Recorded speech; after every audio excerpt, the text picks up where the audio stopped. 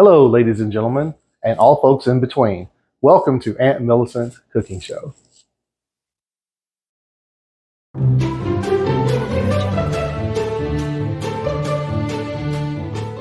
Hello, everyone, and welcome back. It's St. Patrick's Day weekend here on the show, and you may be wondering, why is Aunt Millicent not wearing green? Well, I did try. I ordered a nice little dress, and it just didn't come. It was back ordered, and then all of a sudden it was canceled. So I had every intention to have a nice St. Patrick's Day show, but it just didn't work. So I thought, very cleverly I might add, that what other thing about St. Patrick's Day is there? Well, there's leprechauns, and what do we know about leprechauns? Well, they like rainbows, so rainbows. And tonight's treat is Lucky Charms Marshmallow Treats. That's our recipe for tonight. So without further ado, I'm going to apron up and let's get started.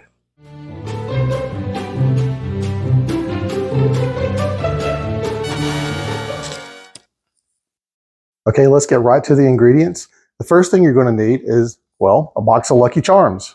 This came from the store just, in my neighborhood here, and it's a standard box of Lucky Charms. There's a brief history I want to give on Lucky Charms. It's kind of interesting.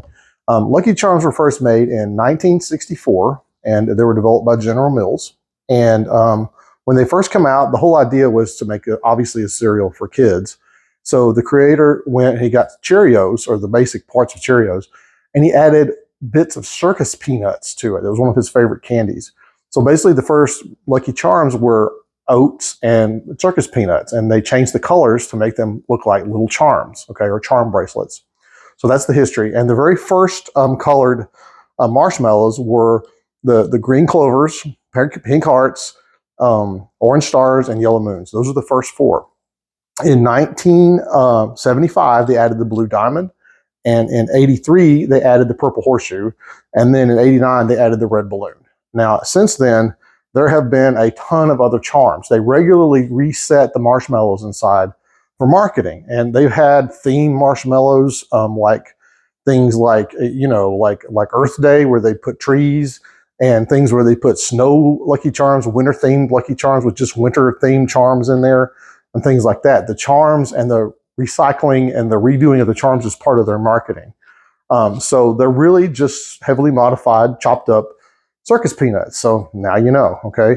So anyway, get yourself a box of Lucky Charms, whatever your favorite is. They have so many gimmick charms, it's crazy. They also had Lucky Charms that turns your cereal milk green. I mean, hey, if you want that, that's cool, okay?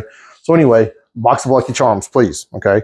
Next thing you're gonna need, obviously, is some marshmallows for your marshmallow treats. So this recipe calls for 10 to 12 ounces, and I'm probably going to put this whole bag in there. Okay, so get you some of that. Next thing you're going to need is a half stick of butter. It calls for 3 tablespoons of butter, and that's easy. And then finally, it calls for a teaspoon of salt, or maybe a half teaspoon. I'm sorry, half teaspoon of salt.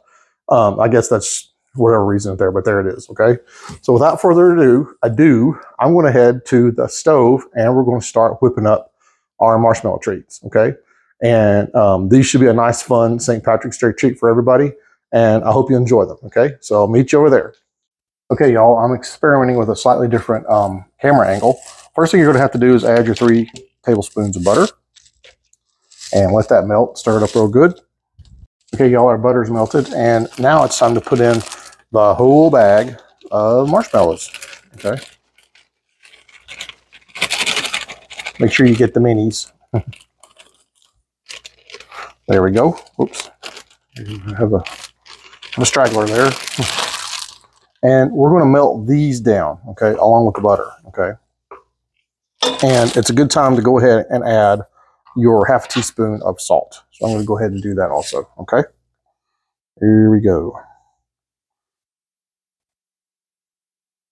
So what you do now is you just cook this down, okay? And once this gets down to a gooey kind of consistency, you're going to add pretty much the whole bowl of Lucky Charms, not the whole bowl, the whole box of Lucky Charms, okay?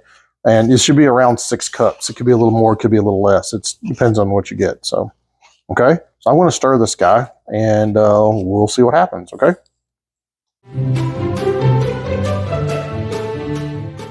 Okay, y'all, I have got a nice, it looks like, marshmallow, I don't know, cream puff stuff you buy at the store now. And just so you know, I did cook it on kind of a little bit of below medium. You don't want to burn it. Okay, so don't do that. And you know, you get this wonderful little marshmallowy looking thing when you're done. So I think we are ready for the charms. Okay, so I put mine in a big old cup. This is the entire box, like I said earlier, and we're going in. Okay. So now you just stir the marshmallows and the charms together, and then we just let it cool off. So let's stir it up a little bit.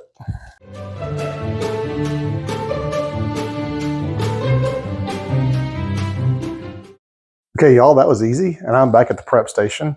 I hope you saved just a little bit of butter. So we've got our Lucky Charms here in our big pot, and I've got a 9x9 pan. You can use the disposable ones like I've showed on the show earlier. Or this nice little Anchor Hocking, which is, oh, we love these. These are great. So I've got a little bit of butter, and I put it on a paper towel, and I'm going to rub it on the bottom of the glass pan here. And that's just so nothing sticks. I don't want anything to stick, okay? No problem.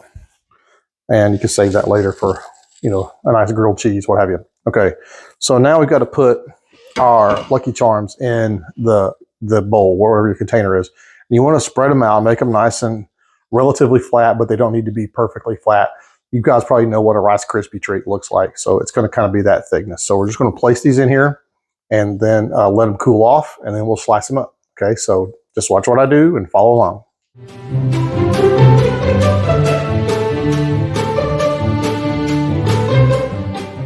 Okay, y'all, we are finished. And I have put all my Lucky Charms marshmallows in this pan. They're just a little warm. That was a very sticky transfer, but I managed it. Okay, so I'm going to let this cool off, and then later we'll slice it up, and we'll have hopefully some nice little treats. Okay, so hope you had fun with this, and I'll see you in the dining room in a few. Okay, y'all, looks like we made it to the dining room of our St. Patrick's Day edition of the Aunt Millicent Cooking Show. And I have sliced up my Lucky Charms marshmallow treats. And they look very colorful and kind of pretty. They look just like a standard old Rice Krispie treat.